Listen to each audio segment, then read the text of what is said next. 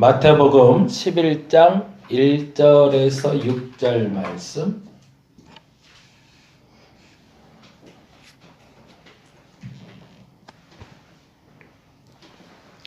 자, 같이 한 목소리로 읽도록 하겠습니다.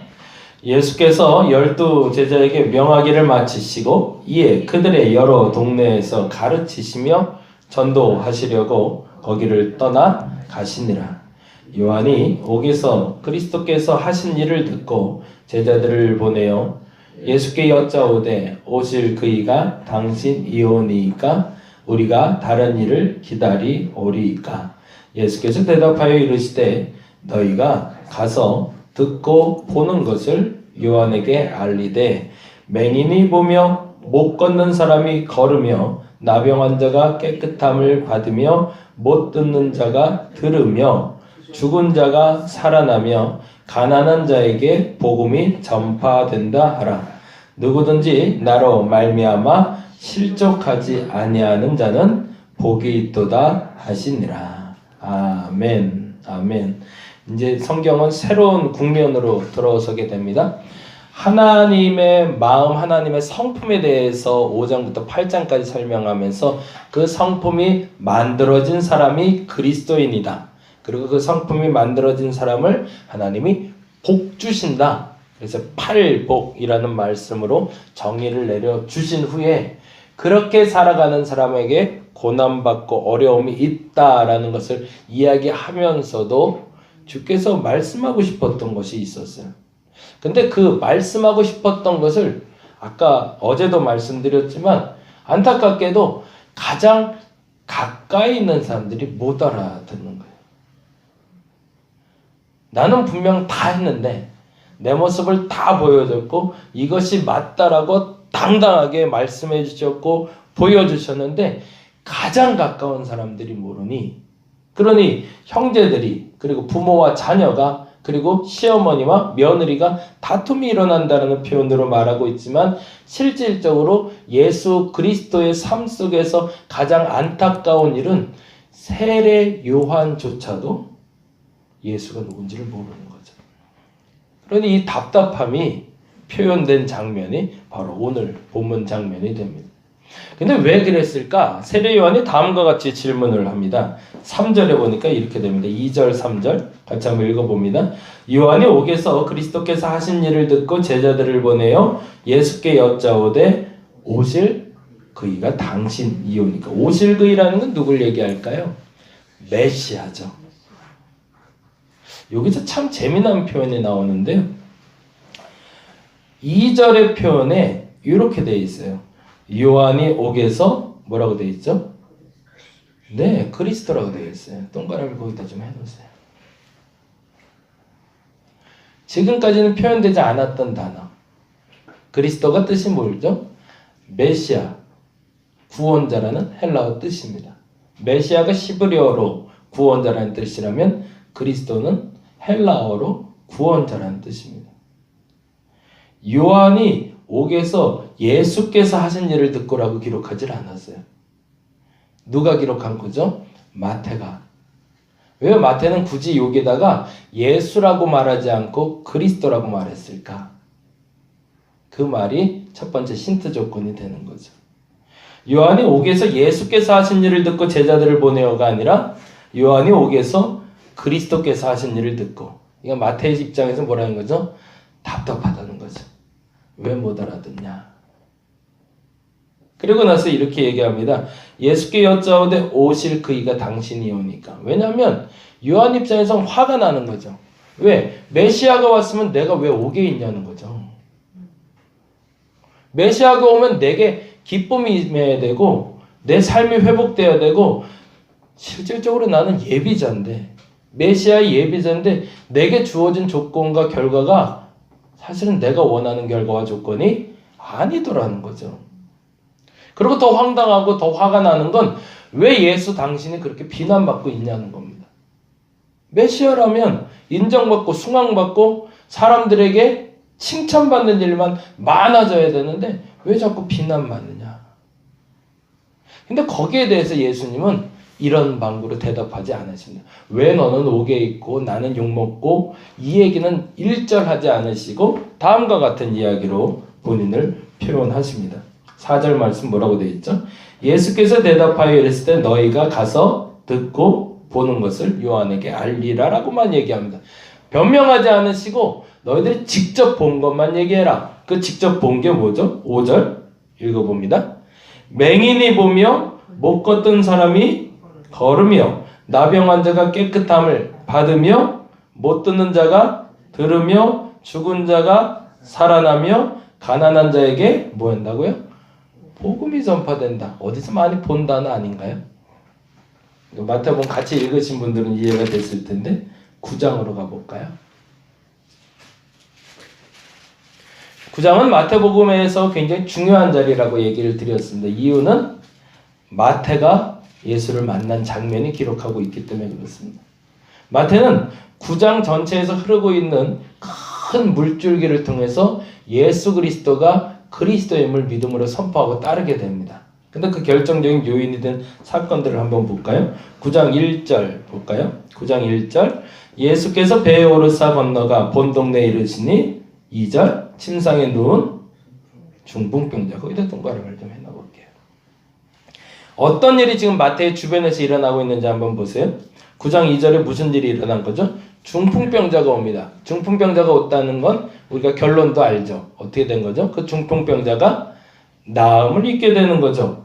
그리고 나서 9장 9절에 보니 이렇게 되어 있습니다. 9장 9절에 예수께서 그곳을 떠나 지나가시다가 마테라 하는 사람이 세관에 앉아 있는 것을 보시고 이르되 나를 따르라 하시니 일어나 따르라. 나는 이렇게 예수를 만났다라는 거예요. 나의 삶의 자리에 앉아 있을 때 예수께서 내게 오셔서 나를 따르라 하시는 내가 따랐다. 왜? 이제 그걸 설명해 가기 시작하는 겁니다. 그리고 나서 마태는 실질적으로 그분을 만나기 위해서 당신의 집에 예수를 초대합니다. 그때 일어난 사건이 11절이죠. 11절 읽어볼까요?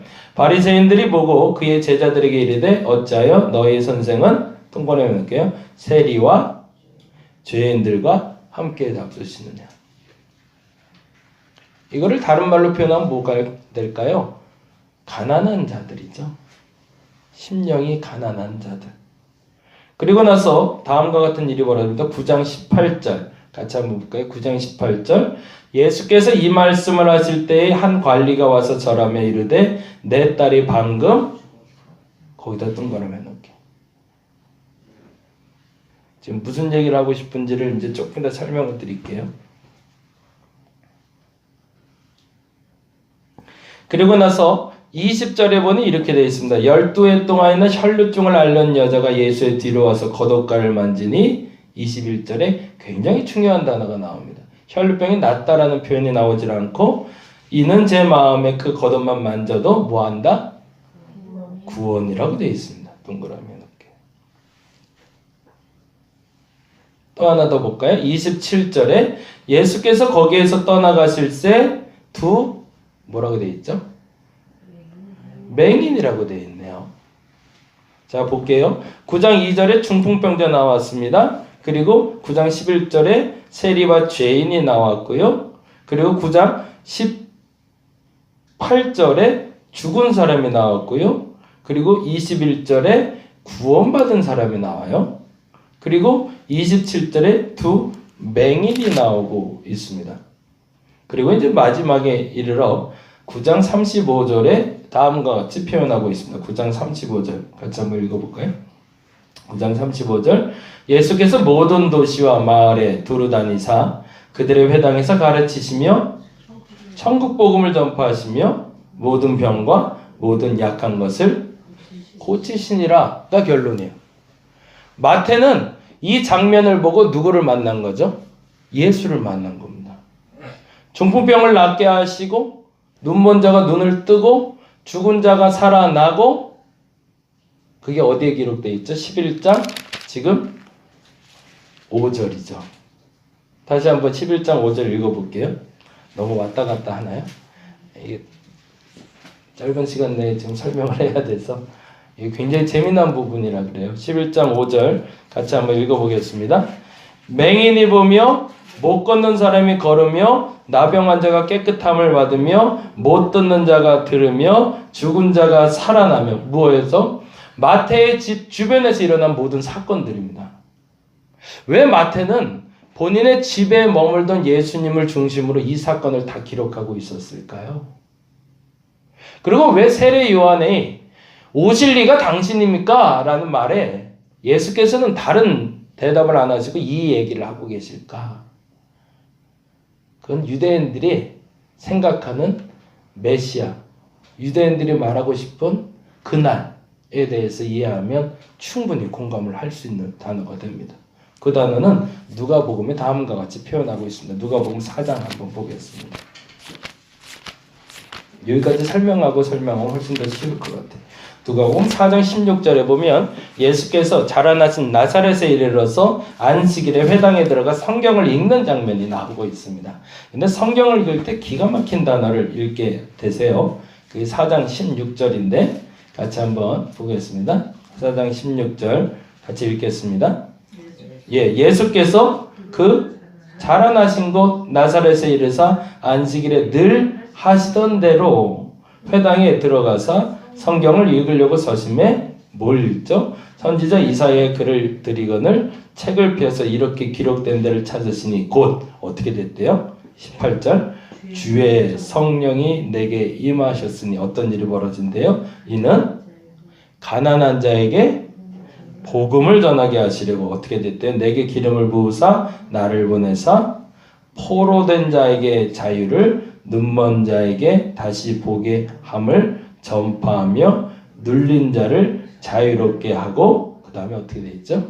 주의 은혜의 해를 전파하게 하려 하심이었더라. 거기 은혜의 해에다가 동그라미를 좀 해놓을게요. 그러면 공통된 게 있네요. 병자들이 낫습니다. 죽은 자가 살아납니다. 가난한 자에게 복음이 전파됩니다. 그것이 마태가 세관에 앉아있다가 예수를 자기 집에 초대해서 일어난 사건이었습니다. 그리고 그 사건에 대해서 기록하던 마태는 세례 요한의 이 답답한 질문에 네가 왜 그리스도를 알지 못하느냐? 그리스도께서 하신 일은 이것이다라고 표현하는 것이 눈먼 자가 눈을 뜨고 중풍병자가 병이 낫고 죽은 자가 살아나고 저는 자가 다리에 고침을 받는다라는 표현을 쓰고 있고요. 그리고 누가는 4장에서 예수께서 당신이 그리스도임을 선포하는 첫 번째 하나님의 말씀을 읽을 때 이사야서를 읽고 있음을 말하고 있습니다.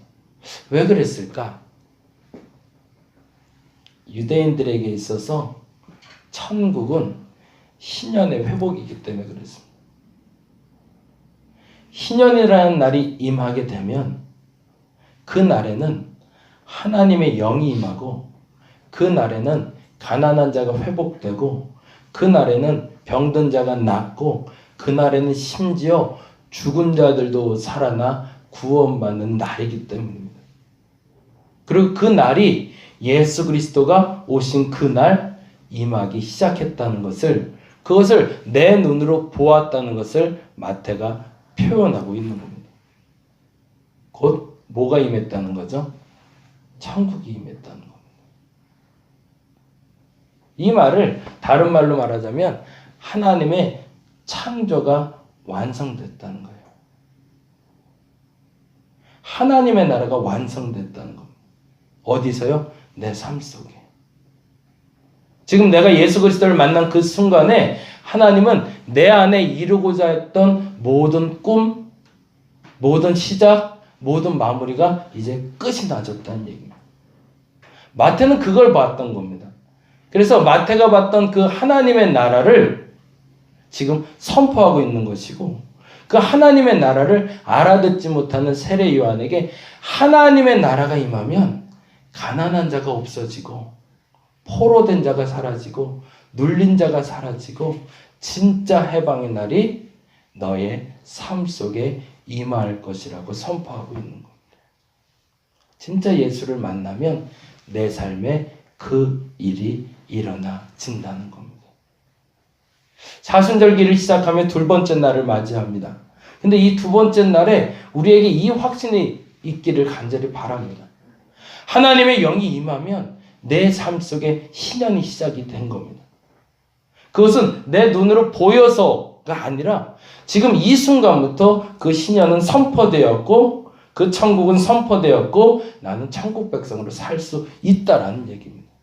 근데 안타깝게도 사람들이, 더 정확히는 세례 요한이 그걸 알지 못하고 그 마음에 천국을 살아가지 못하고 있으니까 그 답답함으로 네가 비록 옥에 있지만, 감옥에 갇혀 있지만 너의 영혼은 지금 천국을 살아야 된다라고 마태는 말하고 있는 겁니다. 그리고 나서 11장 6절에 다음과 같이 이야기하는 거죠. 11장 6절에 같이 한번 읽어보겠습니다. 11장 6절. 누구든지 나로 말미암아 실족하지 아니한 자는 복이 있다고. 그 말은, 이 말이 진정으로 믿을 수 있는 자에겐 그 복이 임할 거라는 겁니다. 저와 여러분에게 그 복이 임하시기를 간절히 바랍니다.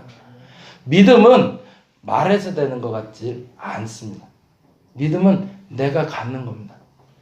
세례요한은 그 답답함을 가지고 나갔지만 이 답답함은 오히려 예수 그리스도 안에 더 심했던 거죠.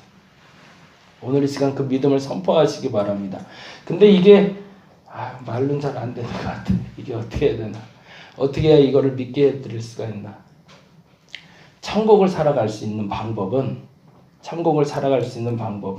오직 예수 안에 있는 것이고, 예수가 지금 이 자리에 오셨다는 것, 그것만으로도 그 천국은 시작됐다는 것을 믿음으로 선포하는 오늘 한날 되시기를 간절히 바랍니다. 기도하겠습니다.